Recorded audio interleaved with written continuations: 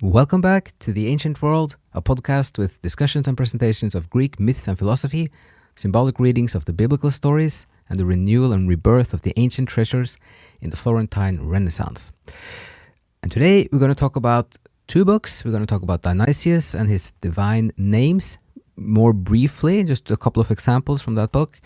And then we're going to talk about another book called Aristotle East and West from David Bradshaw, which is a contemporary book which looks at the whole patristic era and all the way up to including Aquinas and Palamas, and then some thoughts about the differences between the Eastern and Western tradition within the Christian theology and experience. And that also ties into both Dionysius and Gregory of Nyssa that we talked about earlier. So we're going to have a couple of examples first from Divine Names. This is a book from Dionysius, which is, he's going through all sorts of different concepts or different names for the divine, like good and beauty and light and power, and you have many kind of things that would correspond to the angelical beings, like the heavenly spheres. So we're going to pick out two, and then an overall point for Dionysius is that no matter how you conceptualize this, the true divine is way beyond it. So we're kind of grasping at it. We're trying to make some ways of conceptualizing, and it could be helpful, but we have to remember that it is only that. It's not the real thing. So here's just an example of how he talks about light. So, the good then above every light is called spiritual light, a fontal ray, a stream of light welling over, shining upon every mind, above, around, and in the world, from its fullness and renewing their mental powers, and embracing them all by its overshadowing, and being above all by its exaltation. And in one word, by embracing and having previously and preeminently the whole sovereignty of the light-dispensing faculty, as being source of light and above all light, and by comprehending in itself all things intellectual and all things rational, and making them one all together. So this is just an example of the style from Dionysius, and it's very kind of energetic and enthusiastic in a sense, and it's inspiring in a way that he talks about the ecstasy as well, so it's kind of some of the language is kind of driving you towards this very intense experience of it. And then again, you have the reminder that this is a way of you to experience it and conceptualizing it, but it's not close to the real divinity. So that's one of the example of the positives, and then he has 20 pages, very interesting pages about how he looks upon evil. And it's not what you might expect, because he as an overall theme, he thinks of evil as the lack of good, meaning the lack of good as quality, more than kind of morally good, but it's like the corruption or decay, or that which is lacking the full quality in the substance of things, is where the evil comes from. So the evil is not a thing in itself in the way Dionysius is presenting it. So he starts with, in chapter 4, he starts with saying how, asking the questions. So what is evil? From what source does this spring? In which of things existing is it? And so on.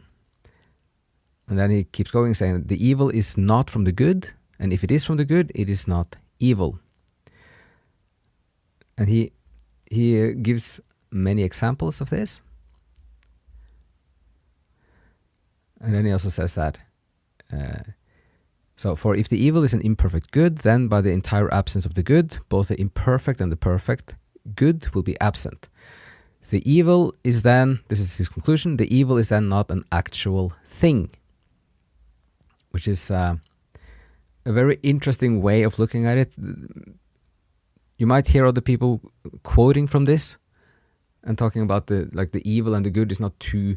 It's not like a movie with a kind of the hero and the villain fighting each other. It's more like when you have the lack of the good, then you get what would be the source of this, like decay and corruption. So I just want to read one more quote when he talks about, when he has the same conclusion. So this is section 34 of chapter 4. The evil then is not an actual thing, nor is the evil in things existing. For the evil as evil or qua evil is nowhere. And the fact that evil comes into being is not in consequence of power, but by reason of weakness. And a bit further down, and in so far as they do not aspire to be good, they aspire to be non-existent. And this is not aspiration, but a missing of true aspiration. So that's some thoughts about the lack of the good in the divine names from Dionysius. And then we're going to move to the next book, which is, we spent a couple of weeks on this. It's a really, really good book. It's called Aristotle East and West by David Bradshaw. And we're going to pick out just a couple of points here. So one of the overall things is that when the early church splits into the Greek and the Latin for the most part, one of the main differences that will emerge is how they look at your experience of what is divine, and the kind of the crux of it in some sense is like if you think of it as something you can conceptualize or not, you just have to experience it like an immediate experience, or if you can try to grasp it conceptually. And then the Greek church founders are very much against this conceptualization.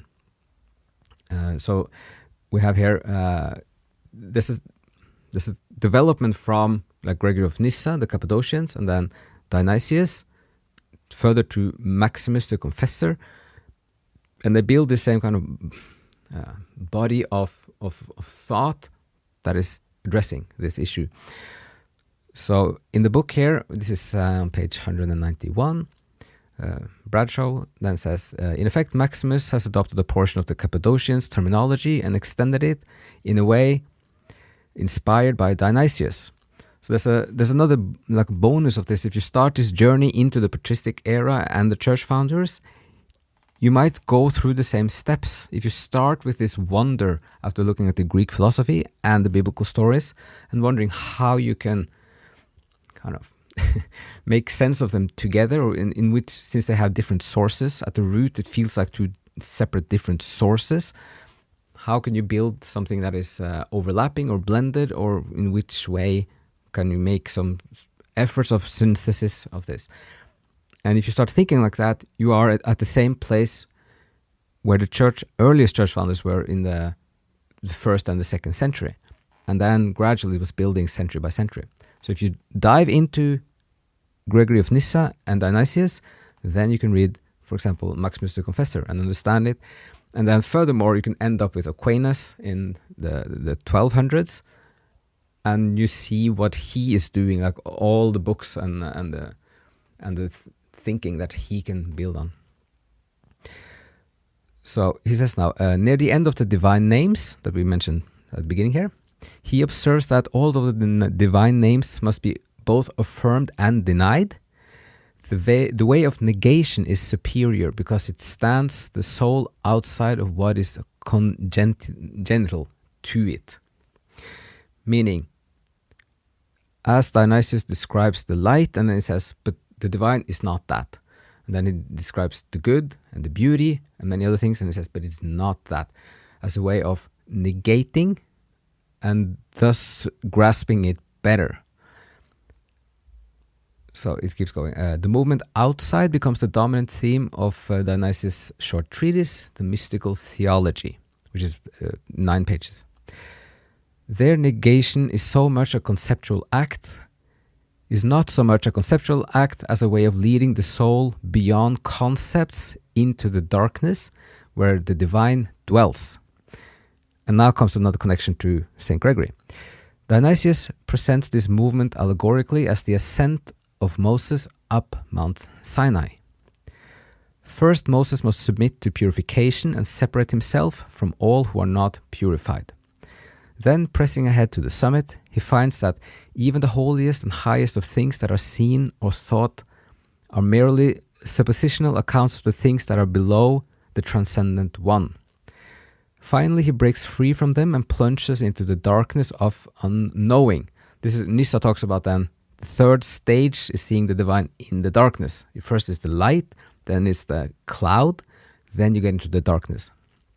And you see it in the unknown, because you're starting to know it a little bit better, and therefore you can also start sensing it in the things in the darkness, in the kind of the mysteries that you can't grasp. So in the knowing, the darkness, where he is supremely united with the wholly unknown by an inactivity of all knowledge, and knows beyond the mind by knowing nothing.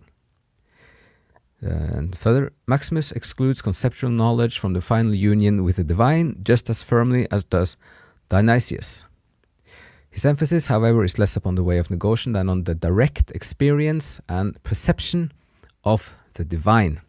So this also goes into other topics we have on this podcast, which is also how you use your brain when you approach things. So if you use more rational side or more your emotional, intuitive, and where the mystery lies, you will have different ways of experiencing the things you are trying to approach. So there's also another great link here. Well, first also he says that this about stepping back from your knowledge and back from your concepts. He's making a link here to St. Paul and the Corinthians, where in chapter 13, verse 8, where it says, "Charity never fails, but whether there be prophecies, they shall fail. Whether there be tongues, they shall cease. Whether there be knowledge, it shall vanish away." Which can then be seen as the same thing, that your conceptual grasp of the knowledge is, again, back to this idolatry theme in the Old Testament, in the old stories. This is also where you have the quote. It's a bit on the side, but "For now we see through a glass darkly. But then, face to face, now I know in part, but then shall I know even as also I am known." So, to the point of to which degree you should conceptualize things in trying to understand the mystery and the spiritual world or experience or realm and the divine. But the next connection is here with when he talks about the experience Maximus envisions is not a direct perception of the divine essence, but a participation in the things around God. And he also says that he describes this as an ever-moving stability, a state of participation in the divine energia that transcends any form of conceptual knowledge. And here it's also a little reminder and connection to the paradise of Dante and the ending, like sort of the conclusion of Dante's journey into the divine and the spiritual. So for those of you who have listened to this before, so it ends with when he looks straight into the source of the light and he tries to understand, but he can't grasp it. He says that it's like he wants to square, uses the thing to square a circle, but he cannot discover the principle involved. And it says, "But my own wings could not take me so high. Then a great flash of understanding struck my mind, and suddenly its wish was granted. At this point, power failed high fantasy, but like a wheel in perfect balance turning, I felt my will and my desire impelled by the love that moves the sun and the other stars." And the feeling of reading this, especially if you've gone through the whole journey, is this kind of dissolving in your mind and your experience. You're just being dissolved into the universe, and you kind of go outside the rational. You go just into the pure feeling, and then the emotion, and then the love, which is then described as the highest emotion, the highest angelical beings, and kind of that which is closest to the divine. Okay, so and we have one more connection to to Gregory of Nyssa, which is the story with the sandals. We mentioned this earlier. So he says here that you can see the sandals as a symbol, like when he wants to ascend the mountain of divine knowledge. So this is from page 195. That he goes on to explain that to dwell with God constantly and without intermediary requires a mind that is free of thoughts colored by passion. Like so many other, Evagrius takes Moses as his model. If Moses, when he attempted to draw near the burning bush, was prohibited until he should remove the shoes from his feet, how should you not free yourself of every thought that is colored by passion? So this is another thinker, Evagrius. He argues the familiar Neoplatonic premise that God is beyond conceptual thought. But this is just another way of looking at this story. Like, why is it a requirement if you want to ascend the spiritual mountain of divine knowledge, you have to take off your sandals? This is one way of trying to interpret it. Okay, and then last little thought for today is the ending of this book, which again is highly recommended. And that is the consequences of this way of thinking, how conceptual you should be. Like Aquinas is very, like he's applying the whole Aristotelian structure, logic as a framework to understand things, or how much like more Eastern, where you should get rid of your conceptual thought and you should just experience and being in the emotion and deeper into the mystery and the spiritual feeling.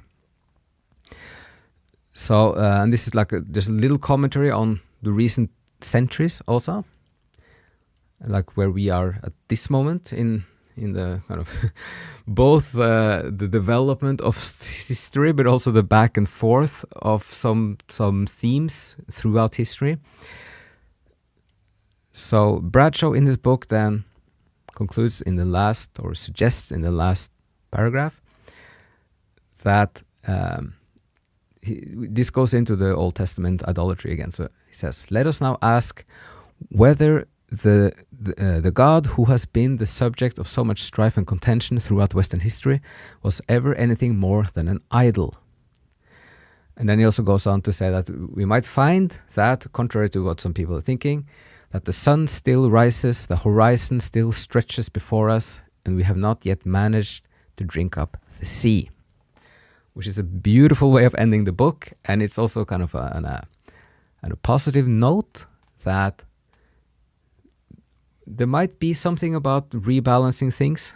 We've been through talked about this so many times over a year, both because of that is what the Renaissance is doing. It's balancing different things, but then having a blend or a mix, so the harmony between both the more rational and conceptual and the more intuitive, immediate, emotional experience of the world.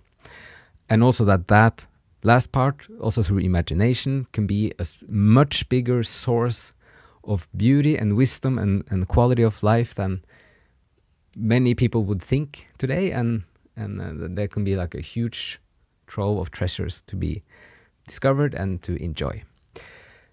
Okay, so we're going to stop it there, and I hope some of this was interesting. This is a vast field of knowledge and thinking. So we're working our way through it, and just want to take you with us on the journey, and hoping this is maybe a bit inspiring, or could be some food for thought. And as always, thank you so much for listening, and hope to see you again soon here on the Ancient World podcast.